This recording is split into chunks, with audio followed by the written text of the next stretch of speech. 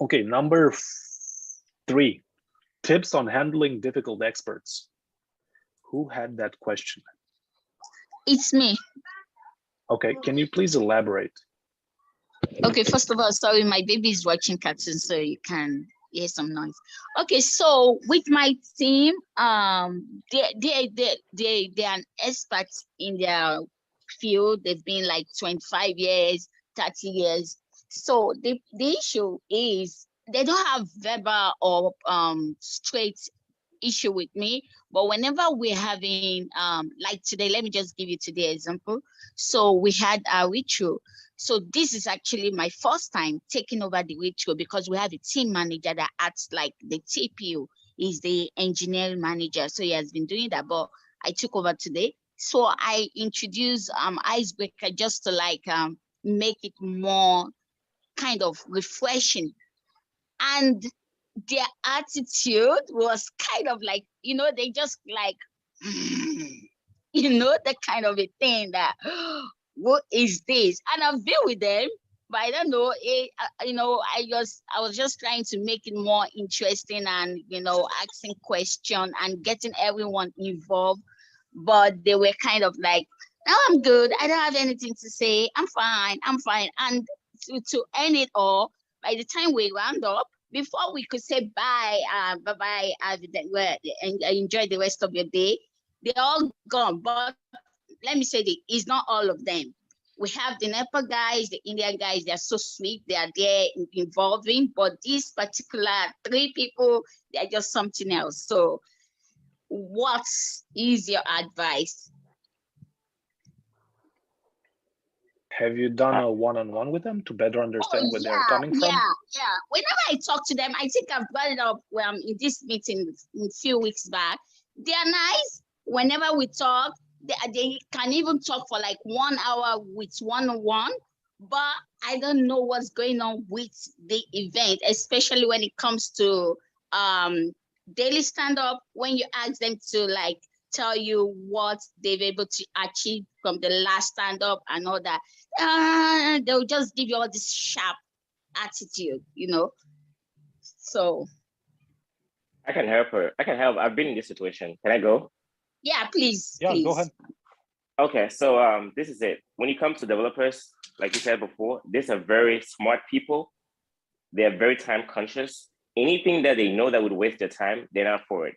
So I used to be a developer before. These people don't like meetings to go with. I actually did one icebreaker and this guy left. He basically dropped out. So you, on your one-on-ones, find the things that these people like. What is it that the icebreakers for various things? What are these? Get to know them on a personal level and build a bond with them, build a connection with them, find what they like. One of my team members, he was very, very hesitant. He would not say nothing in a meeting. I had to dig into him and found out that he's a Chelsea fan, and he's a Manchester fan.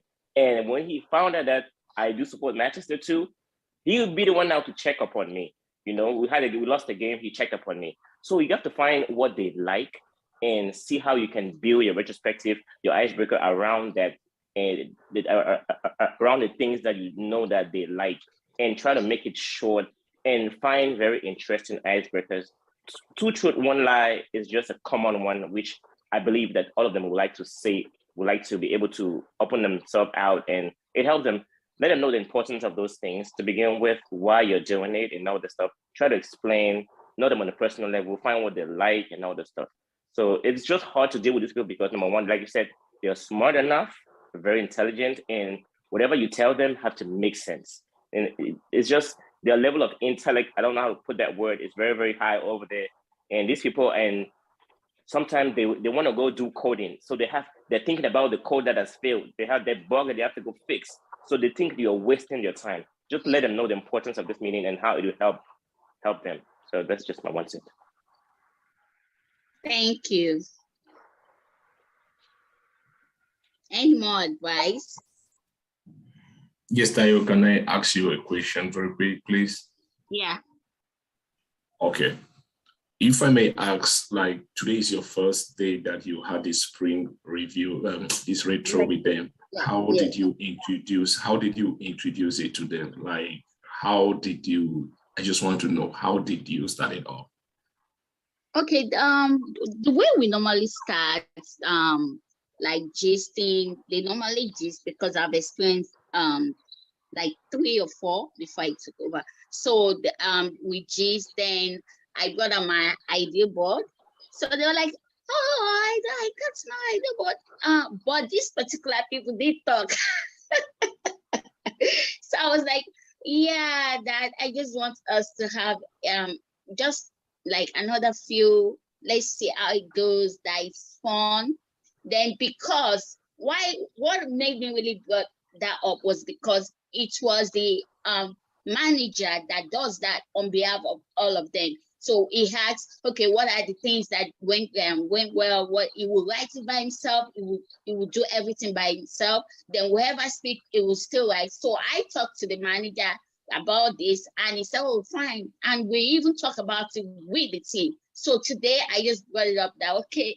So we started, and I explained a little bit. So some knows they know about it, and I sent the link to them after we gisted. So before we did that, I brought some icebreaker, some funny questions, truth and a lie. So we were doing that. Everybody was laughing before we started this. So when we started, that was when the attitude just set in. And within me, even the NEPA guys, when they were like saying they need help with training, that they don't really understand so much they're doing. So I was like, okay, expecting you some see how of the... it's going in my lane? I know Sorry? that because I'm a driver. You shower? Hello? Yes, we are getting you. Somebody was Okay, I interrupting. thought you were saying So. something to me. Yeah. So that was what happened. So they couldn't even respond. They didn't respond to those guys. They were like saying they need help, and they were mentioning the names of those they need. So they were just like, now I'm busy. I don't have time. They were so blunt. So all those attitudes, I just like, what's going on? They just, so. Wow. All right. I have not been into this experience too much, but I was just asking because I just started my job. It may be surprising to everyone here. They held me down that I was supposed to do a retro. I've just been a week in a job site. I did a retro. Like, I was shocked that happened, that had to happen. But the worst thing about it is that team members forced me to do that because they don't want the person that was doing it to do it with them again. So I just went into an environment where the engineering manager is the product owner, and he has been a Scrum Master for this team for 5 months. They are tired. They don't want to. So that's why I was asking the way you introduce it to them. So they were just like, oh. Hi, this is Raven. I have a little advice for you. My first advice is I feel like you may need to do more like research on your team. I don't know how long you've been with your team, but like find out more about your team, like maybe from your product owner. And then another thing that I do, like the team I work with 2 teams. They don't story point. They don't estimate nothing. But they're both about to step into a new feature, and I did research and I found out that they didn't like story pointing the way the Scrum Masters had introduced it in the past. So I just asked them, I said, how do you feel about story pointing? And they were honest. They really did. They said they don't really see the value in it and all that. But as a Scrum Master, I said, if we get into this new feature and you're not meeting your iteration goals, we don't have to call it story pointing. We can say we're having a conversation over the story so that we're breaking them down and that you have a better understanding. But yeah, I would just say maybe you need to find out a little bit more about your team, get feedback from them. And then if you use Teams, they have a function. Hopefully your company that you can always ask somebody where you can do forms and you can do surveys. And if you do survey, it can be anonymous. So you can always ask them like, hey, do you find the daily stand-up valuable? If your whole team says no, then that means like you just have to see how you can help them understand the value that the daily stand-up brings. So maybe come up with different approaches. Yeah, that's my advice. Jayo, I have something to say about that. Sorry, Lucy. I don't know the name. The other man, the other guy that was talking to me, he has not finished before waving talk. So please, if you don't mind, let him round up. Oh, Lewis, yeah. That's true. Lewis? Thank you, Raven. Thank you, I appreciate it. Thank you. So that's why I was asking about how you introduce it, but from the look of things, I just want to let you know that you have to be prepared for that, and you just have to know better ways of how you can do that. You have to be prepared for that. You don't be shocked that a situation like that is happening. So my first day of introducing a retro to these guys today, I started by telling them that today is just my first time. I don't know what they have been doing. I'm supposed to observe this thing for some time before I start up with them. So because the way the one who wanted me to do it, how I have been doing it in my environment, in my imaginary environment, as I can put it. So I started up introducing, like just telling them, I'm so happy. This is my first retro with them. I want to know how they have been doing. I just like, when I introduced my name, I said my name is Fomafung, but I would prefer they call me Lois, because when someone calls me Fung, they are already thinking of one Chinese guy, like one Asian guy that is supposed to arrive. Then everybody was just laughing, and one team member just stood up and said, "Oh, when they said Lois Fung was coming to this team, I was thinking of one Asian guy." That is how my name now brought that communication into the team, and then I had to dive in with them, creating that communication. I've not met with them one-on-one, but I think that was just the first retro, and it was good because after the meeting, I actually had my manager reach out to me. Like, he has heard that there was a retro. I don't know how he made the team members. He said it was good, and then that was how it went. So what I'm trying to tell you is this: be ready for that. Believe me, the way some team members looked at me, even though it was not everyone, I have some team members that you could look, the way they look at you is video, right? The way they look at you, you can be scared, but I want you to take that challenge. You are there because they believe in you. Don't think that because it was the first one, it's supposed to be like that. I'm happy that you are asking all those questions, but be ready. Like the coach always said, like, be ready for that. At times she said, I bet will not talk now. So you be ready for all that. So that's just my advice for you. I just think of other better ways of doing it. Don't make it to be too long, or don't make it to be in a way that will be like, just make it easy, and gradually they will adapt to your system of doing things. That's just my advice. Thank you. Thank you so much. Thank you. Thank you, Lewis. Sharing. Okay. I wanted to add those were something, great Robert, answers. real quick, if you don't mind. Yeah, go ahead, Lucy. Okay, Tayo. After listening, looks like when you talk to them, I'm thinking like maybe it's not really, well, like you said, not about you, but when you talk to them, they are able to engage and all of that. But when they are in the group with the NEPA guys, they feel superior, because that's what I'm kind of experiencing. That's why I was like, seriously, it's not about me, because I have the managers. I have two managers, the overall manager, and I'm so but these particular people, I don't know whether it's because of, I don't want to bring racism in here, but what I experience is in my team, I'm just a week old. Majority of my teams are they're in the US, but they are Indians.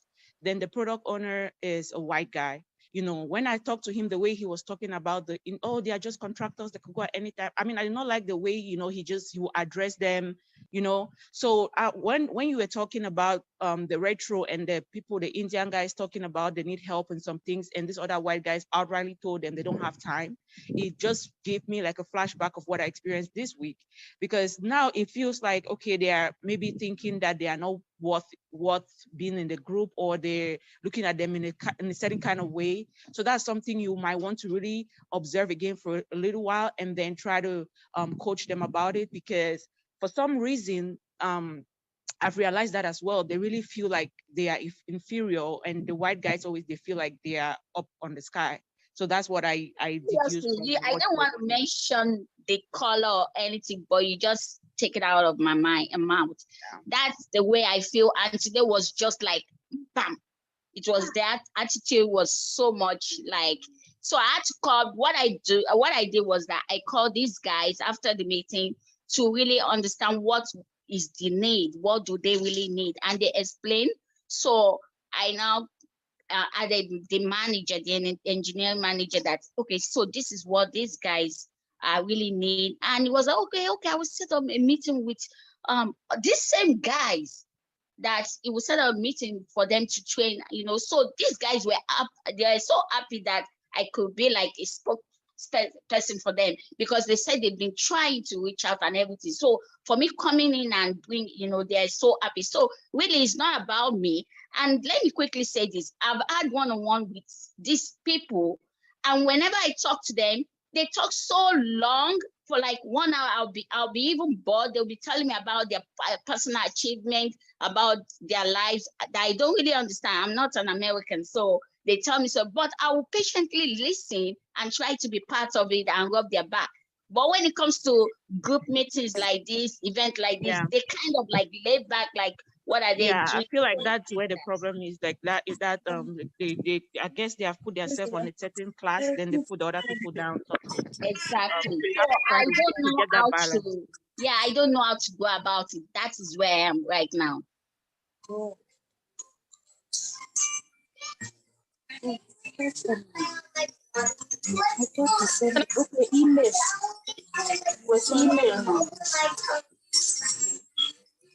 Can I?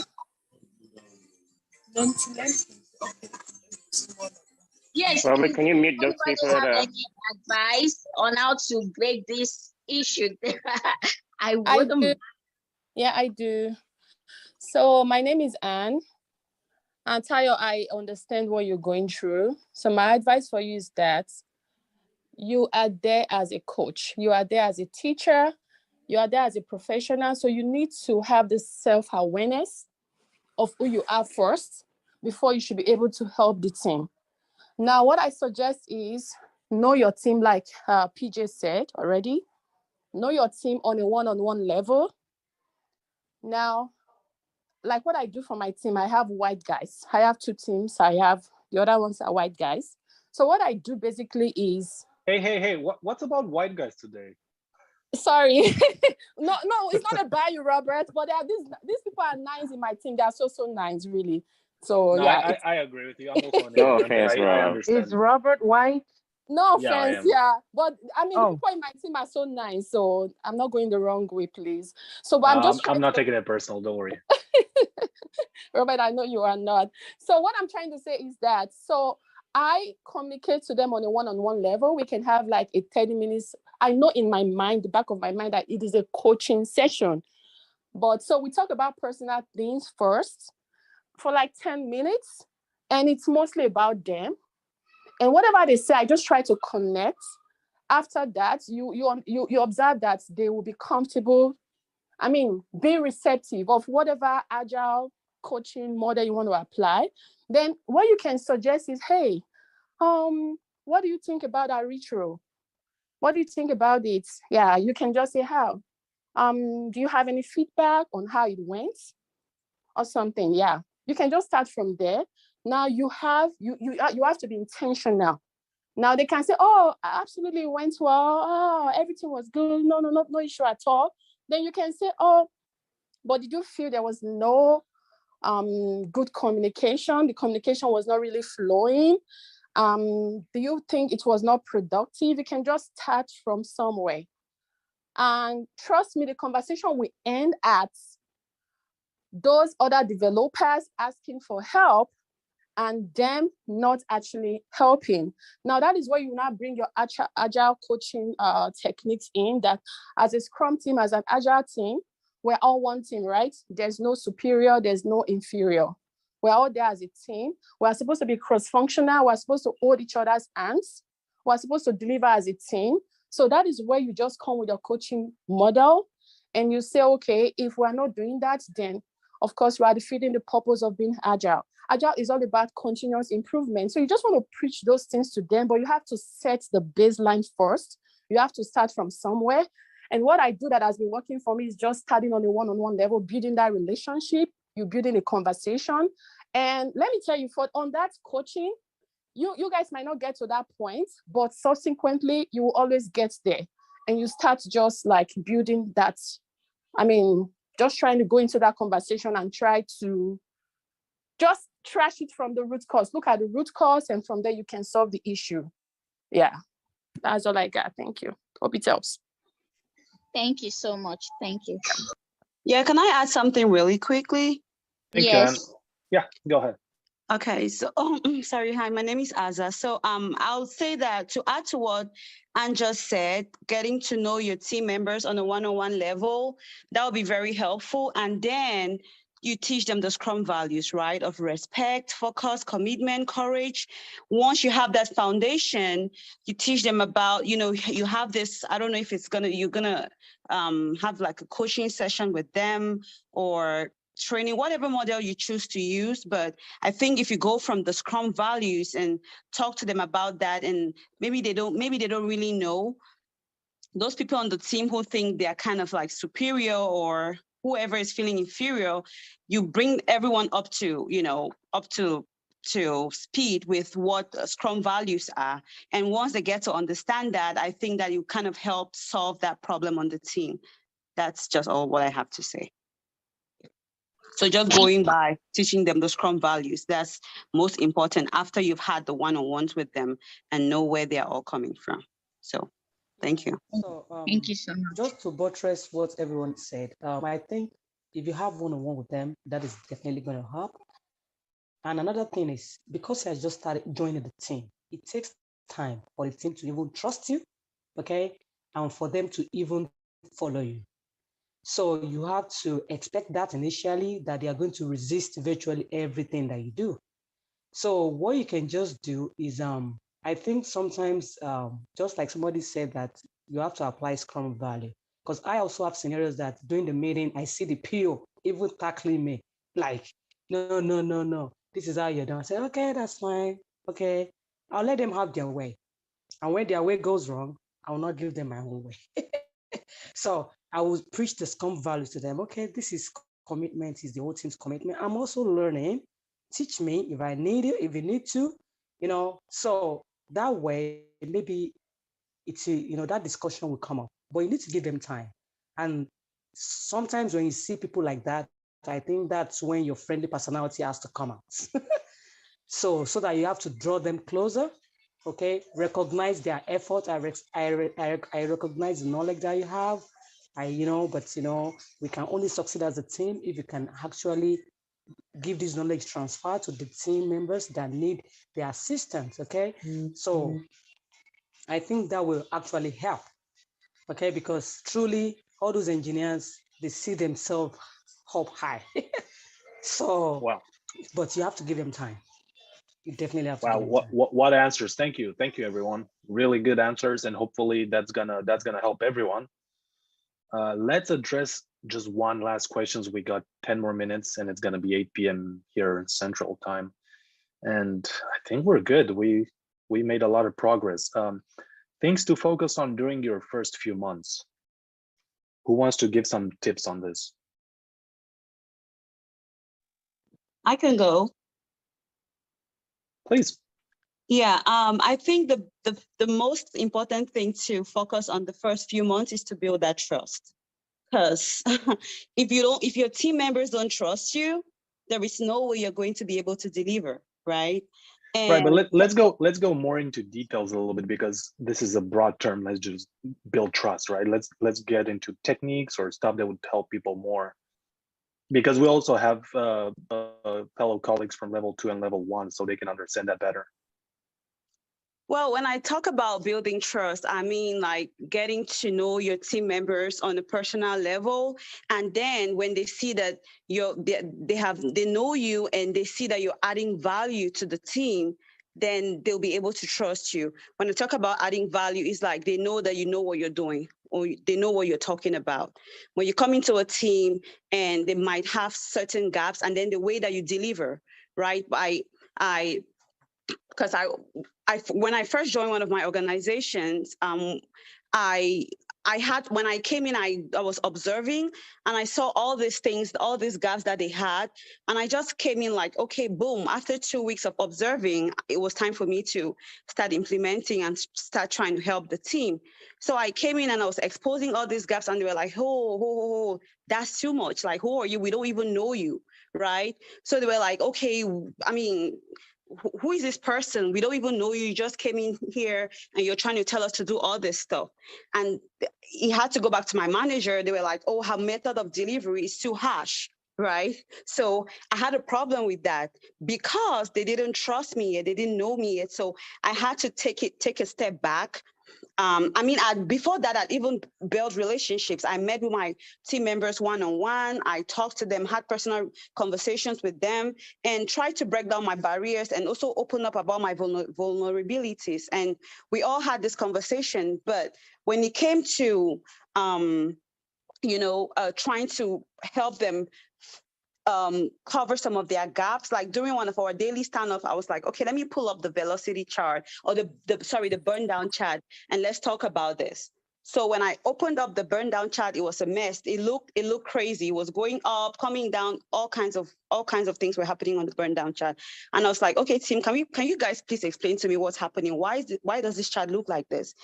So they were so after the meeting, I mean, they kind of gave me a reason why their burn down chart looked like that. But immediately after that, they went back to the manager, to my supervisor, and they gave complaints. They were like, "Oh, this girl, she just came here, and she's harsh. Her method of delivery was harsh. She opened up the burn down chat and just exposed us like that." So, I mean, I spoke with my manager, and she was like, "Okay, you might have the right ideas, but your method of delivery, and then the fact that they don't know you yet and they don't really trust you yet, it might not be helping you right now with the team. So you have to take a step back and really, really get to know these people and build trust, build a good relationship with your PO and the tech lead, right? So that certain things you want to talk on the team, you already have two people that can have your back and might be able to support you in certain decisions that you're trying to take or trying to help the team implement. So when I talk about building trust, it's just really, really take a step back. It's going to be baby steps. You can't just go in there and fix everything overnight or expose everything overnight and expect them to be okay with it, right? So just take a step back and get to know your people and get feedback, right? And just open up and let them and take it one step at a time. I don't know if what I'm saying really makes any sense, but I think that I think it makes sense. Yeah. It really does make sense. I'll chip in real quick and make it short. On the issue of trust, how do you build trust with your team? Number one, what I do is you need to create a safe ground, a safe space for them to be able to open up. So I want to talk about the Scrum values, openness. Create a safe space, a safe ground. Let them know that make most of the things anonymous. You are not there as a manager to report anybody. Whatever they say in a one-on-one, whatever is done in a retrospective state within the team, let them know that you are there you're creating a safe space for them, and they would open up. Now, on the issue of just seeing things, I used to be that way. I don't know if it's something about us Africans. We are just so pushy and have that attitude of wanting things done so fast. Our role as Scrum Masters is to uncover these things for the developers, uncover these things for the team, but there are ways you can present that to them. No one wants anybody to come in and start telling them, these developers, they have a staunch, what I call a staunch mind. Now, they have ways of doing work. You explain to them, say, hey, they're good ways of doing work, but they're best practices. Now, you tell them, because you don't want to try something and it fails, it'll bounce on you.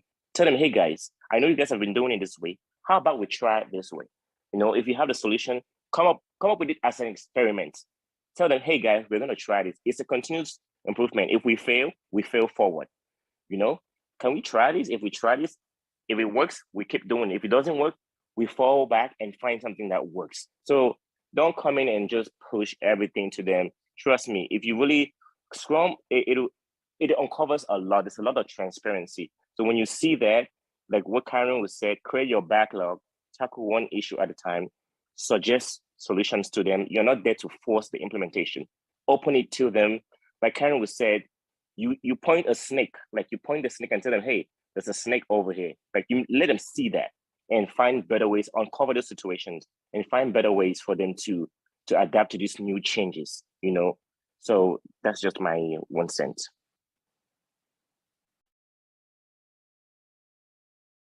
Thank you. I would just add, in the first month of joining, just listen and ask questions. You know, you're just there to observe the first month to see what you can identify. And after that, slowly get to know your colleagues and your team members and slowly try to have conversations about change and stuff like that. But you cannot change people against their will, especially in the beginning when you're new to an organization. Nobody's gonna, even if you have good advice, nobody's gonna take it as a good advice. Robert, And now what if you have to form a team from scratch? I cannot give an answer on that because all my teams were already formed, and also I don't deal with teams, right? Because I'm different. I'm RT in one, and I'm a project manager in another, so I don't have necessarily Scrum teams that I deal with. But anyone can jump in. Yeah, what do you want to know about building a team from scratch? What are the questions related to that? No, regarding the same topic, like going in and observing and all of that, I was just asking, like, what if you have to start from scratch? Everyone is onboarded to you and all of that. That's even way better. You have an opportunity for you to shine because no one is going to question you about what's going on. You already know your process. You just find a better way to explain to them why you need to do this. Let them know the importance of it and how it's going to benefit their work and the work they do. You know, most companies go for Agile because Agile is fast delivery. There's a lot of feedback, continuous learning process. Explain to them those values, why we need to start doing this. In my meetings, I put agenda. Why are we holding these meetings? Try to remind them on a daily stand-up. I remind them, say, hey, this is the importance of this meeting. Just a quick reminder so that everyone is still we are on the same page and know the importance of this meeting. Starting a team from scratch, yeah, you will not be the one to start a team from scratch. Basically, the team will have to be built up based on the skill set on what product you need to deliver and all that stuff. So it's just for you now to one Agile 101. What do you need to start with? You need to start with the meetings. You need to start with the, like, going through a quick teaching. You are coach them on the importance of this meeting that are going to be taking place and all that stuff. It's just, I would say having a team from scratch would be the best thing that I want to get into a company for, you know. Question: is there any documentation that can help when you're trying to build a team from scratch? I think, well, most companies will have their documentation. To begin with, you are not the person that will build that team from scratch, because when companies are transitioning from Agile to from whatever